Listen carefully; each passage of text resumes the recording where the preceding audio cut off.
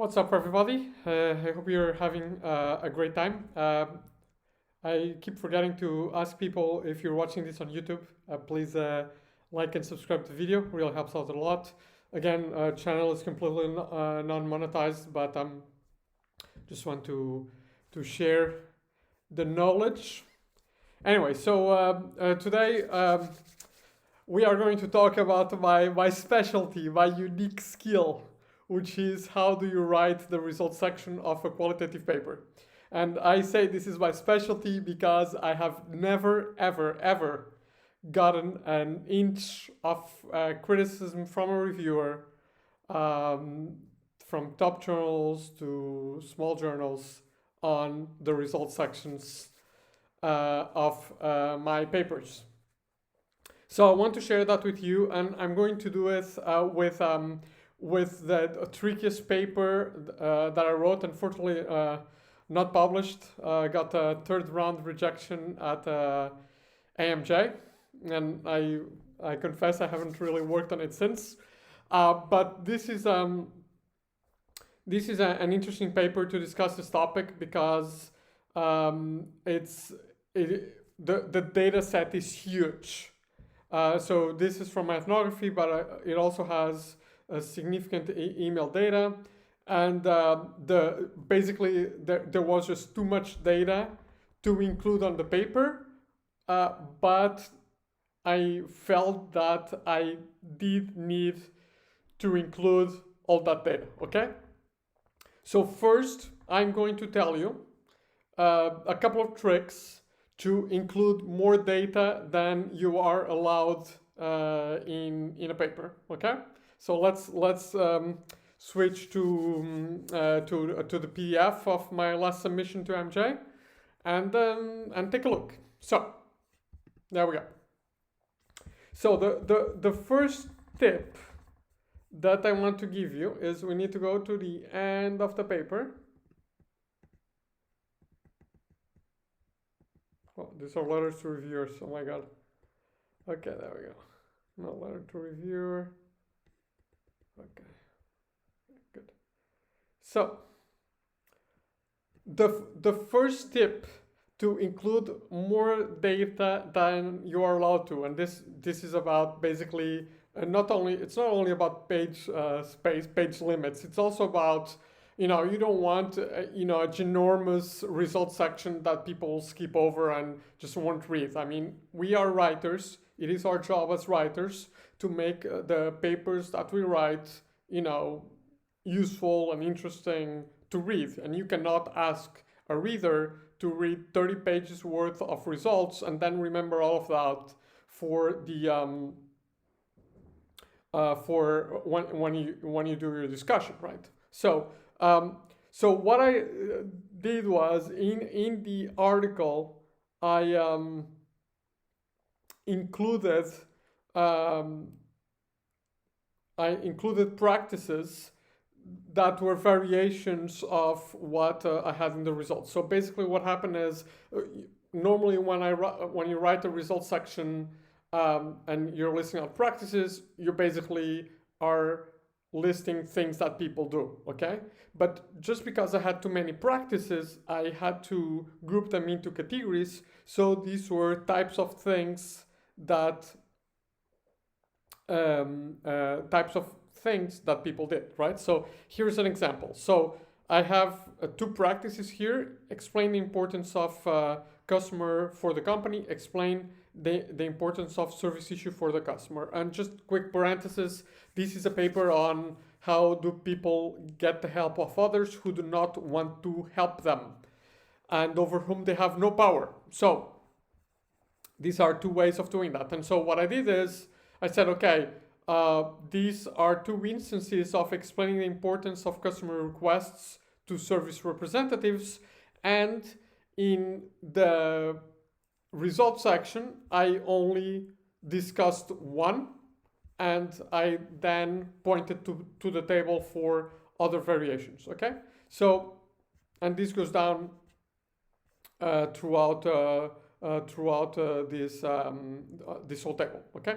So basically what I did is I included additional data that reports on on variations of the practices that I'm discussing in the results section, I report those data in tables, okay? And so, if reviewers want to take a look at more data, they can do that. Now, this is super important because remember we talked about the importance of data a couple of videos ago, the importance of data in selling your paper to reviewers, in making your paper appealing. So you need to report at the practice level, okay? You cannot report aggregated categories like this. This is less persuasive. Why is it less persuasive? Because you're telling people about your findings, you're not showing people about your findings, okay? You're interpreting and not showing. And this is, something, it's writing 101. Show, don't tell. This is true for fiction, but it is also true for research. So do not write a qualitative paper where you are explaining the aggregate category. You can do that briefly, but discuss the practice and report the practice. Put the message, the quote, in the body of the text. That's super important. Results need to be at the practice level, okay? Or at the level of meanings or interpretations if you're using that. But that needs to be there. The quotes need to be there. Good. So that's one way. The other way that I'll show you as well is,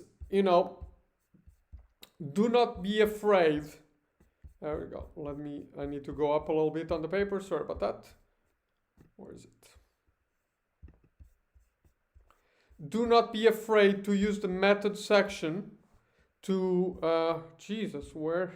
This is like a long result section. Okay. So do not be afraid to use the method section to report on your research setting, okay? So obviously you're not going to put results here, you're not going to put interpretations here, but when you're writing ethnographic material or qualitative papers, you do need to provide a lot of context sometimes, and for example, in my case, I'm looking at cooperation between service people and salespeople and service people. I need to explain why this is important. I need to explain what service people are doing, what desk salespeople are doing, and why this matters for salespeople. Now, this is not what the paper is about. The paper is how do they cooperate, right? I'm not really worried about the context and the nuances of context, but I do need to provide that to the readers and to the reviewers, of course, for them to make sense of the analysis, okay? So I typically have relatively long research setting subsections in the method section, okay? And that's where I start. It also, provides me an opportunity to tell a little bit of a story in the method section. And what I try to do here is, I know not a lot of people like this video, but this is actually a very important video about what we can learn from fiction writers, okay? This is a video that I did a couple of weeks ago on the channel. And, well, if you listen to that video, you'd hear about the show don't tell, and you'd hear about this idea of attention, right?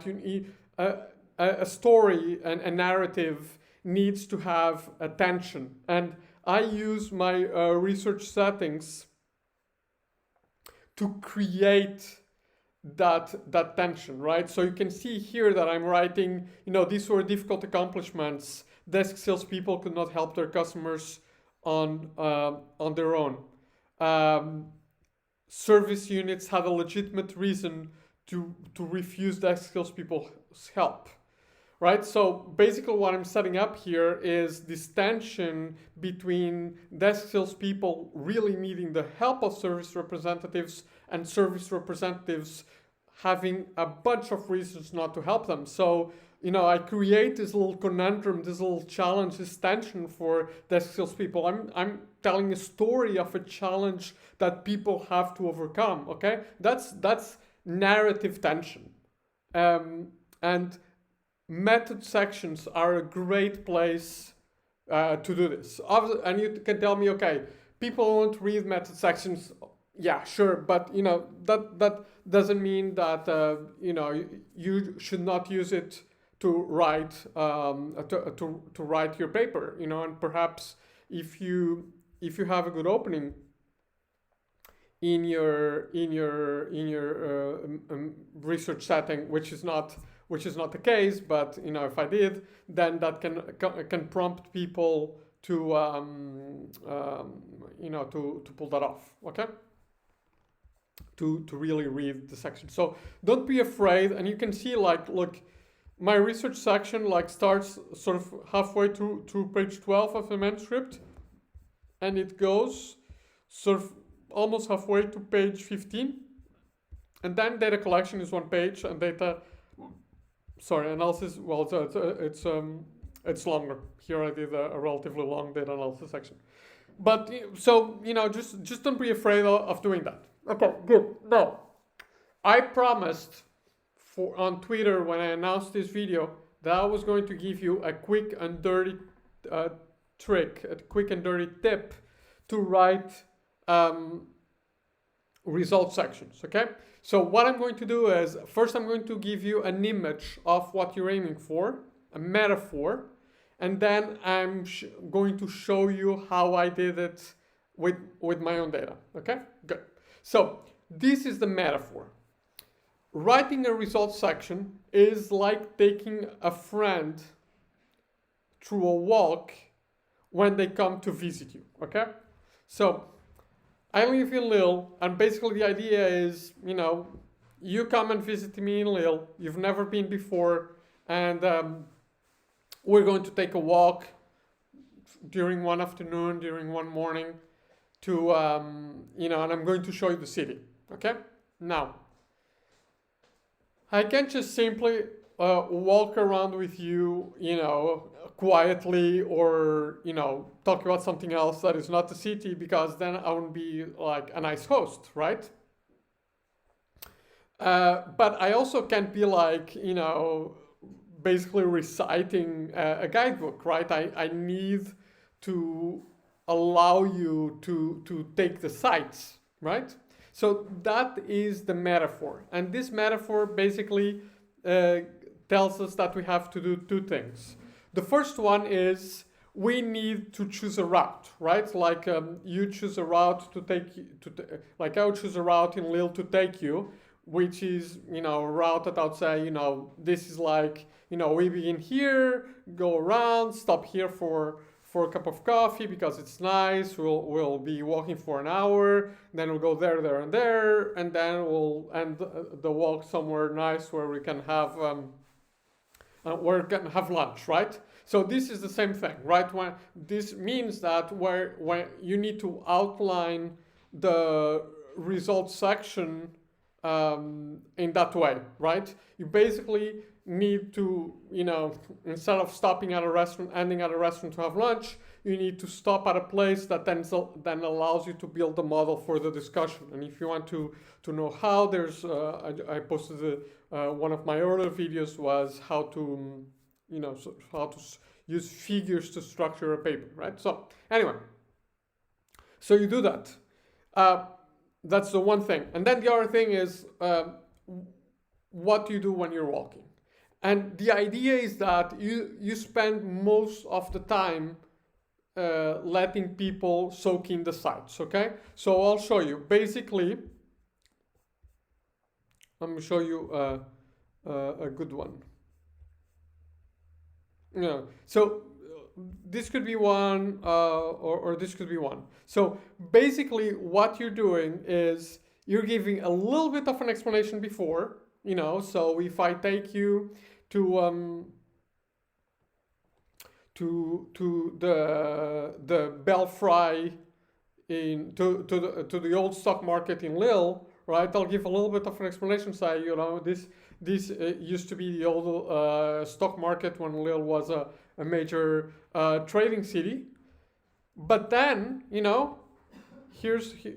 just get in, and I just let you take in the sights of the stock market. So, the quote is there, right? So I'll show you the quote, and then I'll just do a brief wrap up / interpretation. Okay, so saying today the stock market is used for tango dancing on Sundays and for antique fairs on Saturday mornings. Okay, so this what does this look like in a results section? I'm basically saying, okay, there's talking about the processes that people use to enlist the help of service representatives. So basically, I'm outlining the process, okay? And you'll see that I wish I could highlight this better, but I can't. I don't understand why. Oh yeah, it's because of the line numbers here. But basically, from here to here, so I have one introduction line, right? Actually, yeah. From here to here, so this 2-3 lines at the beginning, I'm seeing what's going on. Okay, so there's a tactic which consisted of doing this, and then I go into Melissa's story here, where I combine observation, that's from here to here, that's observation, and then a quote. If you have it's okay just to have observations, but if you can mix quotes with observations, that's better, because it's better to have people themselves, the participants, explaining things than you explaining things.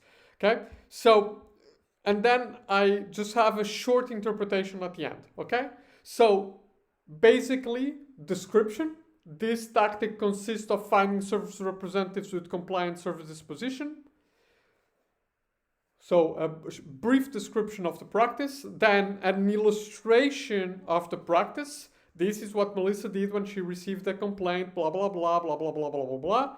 And then an interpretation of the practice. This explanation suggests that the expectation that some service representatives were more accommodating than others to desk salespeople's requests for help. That's it, okay? So a few, 2-3 sentences with description, then most of the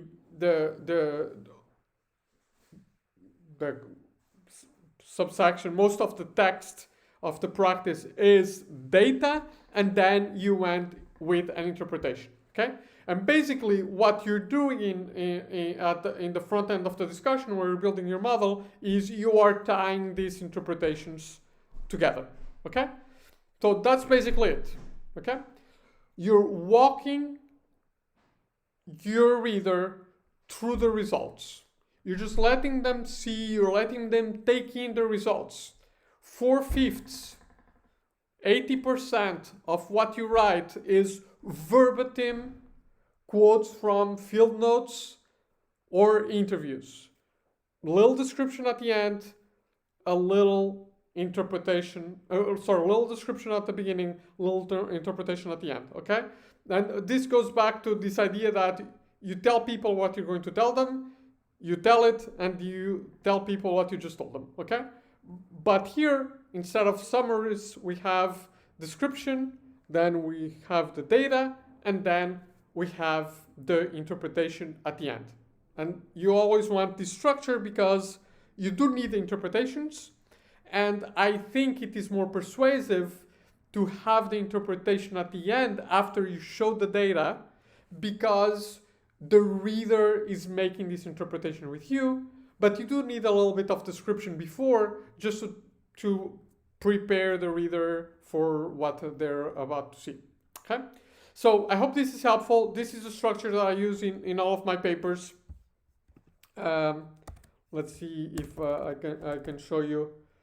Maybe I can show you, actually, yeah, my quarterly paper. just because, you know, here we just see it graphically, right? So actually oh yeah, we can see it graphically. So you see, I mean, just look at how much center stage the data is, right? I just have actually two sentences here, then it's data. One sentence, data. One sentence, data, data, one sentence, data, okay? So you really see that, you know, most of what I'm doing is data, right? So the key here is, first, again, your friend is coming to visit, you are coming to visit me a little, is what's the path that we are taking, right? That's the key. What's the path that we are taking, okay? The second are the interpretations, okay? Because that last sentence after the data, okay, it needs to be interesting because it needs to provide insight to the reader to show them, oh, I hadn't thought about the data this way, but it makes sense, right? In a couple of sentences, right? So you do need to do a good job as an analyst, a qualitative analyst. You just don't need to spend 3 paragraphs showing how much of a good analyst you are, okay? Because part of the analysis is your choice of the data that you're going to present. Like part of being a good host is the choice of the places where you are going to take your friends. Okay, everybody, I think that's it for today. I really want to thank everybody for watching. Wish you happy holidays. If you celebrate Christmas, then very happy Christmas. On a personal note, I was almost like stranded all alone in France because of COVID during this time, and although I'm pretty cool on my own, I would feel very sad on Christmas Day. And so as an attempt to reach out to people, I'm going to be streaming throughout the day, tomorrow and on the 25th. So if you feel lonely, just drop by. I'll be streaming gaming. Even if you don't like games, just stop by and chat if you want, or just silently watch me game and complain about my opponents or my teammates. But other than that, just want to wish you the best for Christmas.